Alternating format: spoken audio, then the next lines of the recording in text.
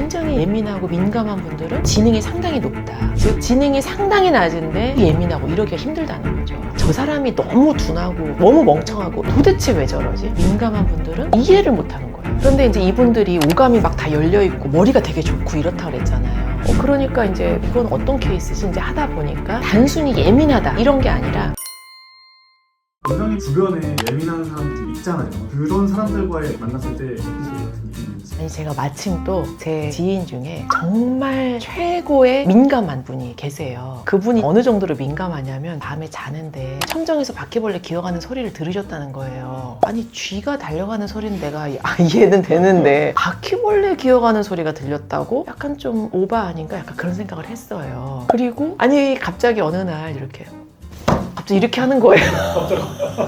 갑자기 그래갖고 뭐냐고 했더니 방금 지진이 있었다는 거예요. 저기 어디 땅끝마을에서 그거를 여기 서울에서 느끼셔갖고 또 진짜 깜짝 놀란 게 어느 날 이렇게 하시는 거예요. 습도가 75%라는 거예요. 제가 아유 진짜 이거는 말도 안 된다 이러면서 이제 딱 습도계 봤는데 75%인 거예요. 그다음부터 제가 무조건 다 믿어요.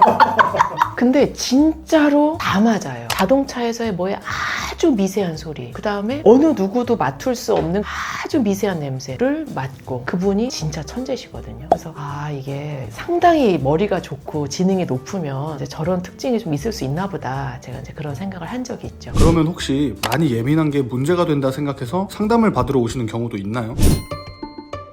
민감해서 정신과에 온다 이런 사람들은 많지는 않은 것 같고, 그런데 보통 상당히 민감한 분들, 우울증이나 불안증이나 불면증이나 강박증이나 이런 거에 걸리는 경우가 많은 것 같긴 해요. 상대적으로 저처럼 쥐가 다다다다다 지나가도 뭐 잠 잘 자고 천둥번개 치고 막 이러는데도 막 이러고 잘 잤대요, 아기 때부터. 그런 사람에 비해서 굉장히 예민하고 민감한 분들은 오감이 다 열려 있는 거 아니에요. 작은 변화가 보이고 뭔가 불쾌한 냄새가 조금만 있어도 냄새가 막 맡겨지고, 제가 뭐 바퀴벌레 기어다니는 소리를 들어서 병원에 왔어요 이런 사람은 없지만, 잠을 못 잔다, 너무 요즘 우울하다, 너무 화가 많이 난다, 요즘 공황장애가 온 것 같다, 이런 걸로는 많이 들어오시죠. 그런데 이제 이분들이 오감이 막 다 열려있고 머리가 되게 좋고 이렇다 그랬잖아요. 그러니까 이 대인관계에서도 저 사람 지금 눈이 0.1cm 약간 찌푸려졌어 이런 게 보이는 거예요. 저 0.1초간의 포즈는 뭐지? 뭐 이런 식으로 되니까 내 말이 지금 기분이 안 좋았나? 내가 저 사람의 심기를 건드린 건가? 건드렸다면 뭘 건드린 거지? 꼬리에 꼬리를 물고 불안하고, 이러다 보니까 위축되거나 상대방의 눈치를 많이 보게 되거나 상대방의 마음을 거스르지 않게 하려고 많이 촉각을 곤두세우고 있고,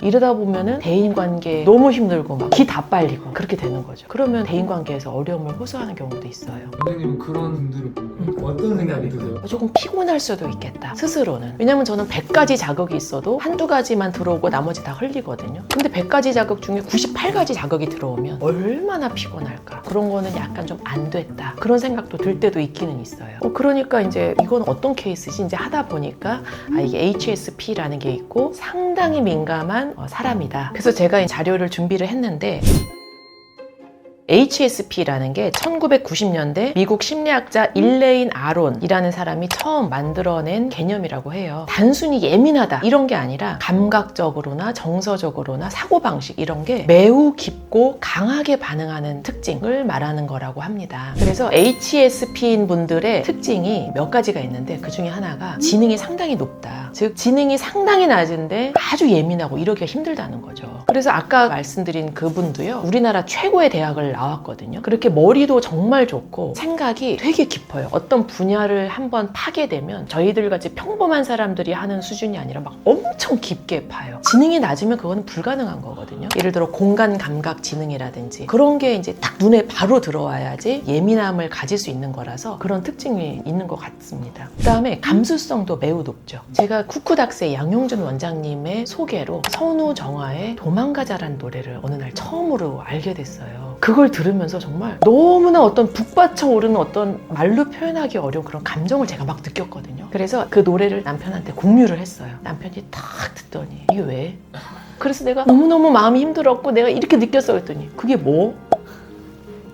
HSP에선 절대 볼 수 없는 감수성. 매우 감수성이 발달하고 아주 깊고 아주 넓고 민감하고 이게 두 번째 특징입니다. 그 다음 또 세 번째 특징이 대인관계에 민감성도 있어서 서로 힘들어요. 너무 둔해도 서로 힘들지만 너무 예민해도 서로 힘들고 대인관계의 민감성은 적당한 게 좋긴 하거든요. 그러다 보니까 어려울 수 있다. 이렇게 설명할 수 있을 것 같습니다. HSP에 해당하는 분들은 대화하는 거에 있어서 구분해낼 수 있을까요? 예를 들어서 제가 한 가지를 얘기하잖아요. 그러면 HSP인 분들은 한 개를 말하면 10개를 알아듣고 결론을 다 싹 내요. 생각이 착착착착착착 빨리 전개가 되는 거예요. 논리적으로. 일반적인 분들은 한 개를 말하면 한 개를 알아듣고 10개를 말해도 5개밖에 못 알아듣고 뭐 이렇잖아요. 근데 완전히 안 그렇더라 라는 걸 제가 좀 느꼈고요. 그분도 있어요. 예를 들어서 아니 어느 날 지붕에 뭐가 샌다는 거예요. 그럼 우리는 이것도 물이 새네. 이것도 어디 가서 또 어떻게 수리를 뭐 어디다 물어봐야 되나 뭐 이제 이렇게 하는데 그분은 본인이 공부를 다 해요. 그래갖고 그걸 고쳐요. 문제점 파악도 너무 빨리 하고 그거에 필요한 지식이 탁탁탁탁탁 이런 게 필요하구나. 딱 습득. 그 다음에 문제 해결. 수리까지 딱 하고 문제가 발생했을 때 바로 문제의 핵심이 파악이 되고 그러면 핵심이 파악이 됐으니까 문제도 해결하고 뚝딱뚝딱 이게 잘 되는 게 특징 중에 하나인 것 같아요.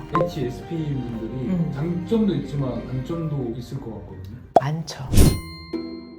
일단은 엄청 기빨려요. 왜냐면 100가지 중에 98가지가 오감으로 다 느껴지니까 너무 힘들죠. 그리고 정보는 계속 소화가 돼야 되고 거기에 또 반응을 안 할 수가 없으니까 반응하게 되고 그러면 이제 에너지 계속 다 쓰이는 거고 촉각도 민감한 분들이 많아요. 어릴 때 조금만 까칠까칠하다 이런 거 절대 못 입고 우유를 40도에 타줘야지 먹는데 37도면 안 먹고 뭐 이런 식으로 민감하죠. 그러다 보니까 아무래도 좀 단점일 수 있죠. 스스로는 너무 피곤하니까. 그래서 집에 오면은 막 또 상대방이 알아차리기를 바라지 않은 게 있을 수도 있잖아요. 대인관계에서. 근데 그런 걸 막 알아차렸어. 그러면은 그거를 쟤 너무 예민하게 모든 걸 다 알아차리는 것 같다. 조금 멀리하고 싶다. 이럴 수도 있죠. 그러면 대인관계에서 약간 손해보는 걸 수도 있고 상대방이 어느 정도 둔하면 쟤는 좀 둔해서 그렇지 뭐 내가 이해해야지 뭐 이런 게 좀 있거든요. 근데 상대방이 상당히 예민해. 그런데 뭔가를 안 한다 그러면 쟤 분명히 다 알아차렸을 텐데 왜 저렇게 말하지? 쟤 분명히 다 알고 있는데 저렇게 말하는 거 아니야? 이런 오해를 살 수도 있고 손해가 있을 수가 있죠. 굉장히 예민하고 모든 게 다 열려 있다 보니까 이 사람들한테는 그게 당연한 거예요. 눈높이가 굉장히 높고 근데 그러지 않은 사람들은 그런 게 전혀 없거든요. 100가지 볼 동안 3가지 보거든요. 그러면은 아무래도 무심하게 행동을 할 수가 있죠. 그러면은 이 HSP인 분들은 이해를 못 하는 거예요. 도대체 왜 저러지? 이거는 이렇게 하는 게 당연한데 왜 저렇게 말하지? 특히 이게 가까운 가족일 때 정말 그럴 수가 있어요. 우리가 가족한테는 좀 더 많이 바라게 되고 아무래도 서로 친근하다 보니까 그러면 좀 갈등이 생기고 이러기가 좀 십상이죠. 그럼 그분들은 자기가 다르다는 걸 받아들이고 그런 걸 좀 이해해야 된다는 태도가 필요하겠네요. 그렇죠. 그러니까 저 사람이 너무 둔하고 너무 멍청하고 이게 아니라 내가 상당히 지능이 높고 감각이 발달해 있고 사고 체계가 상당히 발달해 있고 이 모든 걸 봐서 그렇지 일반적인 평범한 사람들은 안 그렇구나. 이걸 좀 받아들이면 갈등이 줄어들 수가 있어요.